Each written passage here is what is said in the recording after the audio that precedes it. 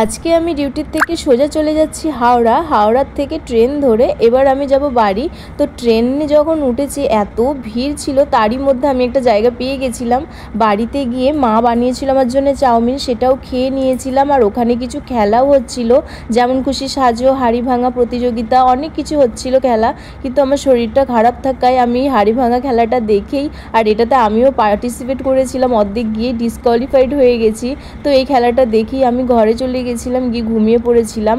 তারপর সকাল সকাল উঠে পড়েছিলাম। তো মাসি নিয়ে এসছে আজকে আমার জন্য পাকা পটল।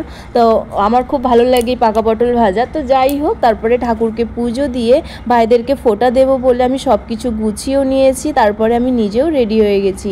অবশ্যই জানিও আমাকে কীরকম লাগছে। তারপর ভাইদেরকে ফোঁটাও দিয়ে দিচ্ছি। আর আমার ছোটো ভাই আমার জন্য একটা সুন্দর গিফট নিয়ে এসছে, সেটা হচ্ছে নিজের হাতে একটা ড্রয়িং, যেটা আমার খুব পছন্দ হয়েছে। তারপর আজকে আমাদের সেটার ব্রেকফাস্ট ছিল। আজকে আলুর দম, কাবলি চানা আর মিষ্টি, সেটা দিয়ে ব্রেকফাস্ট কমপ্লিট করি। আর আজকে হচ্ছে ভাসান, সেটার পুরো ভিডিও তোমাদেরকে কালকে দেখাবো। তো টাটা এভরিওয়ান, দেখা হচ্ছে কাল।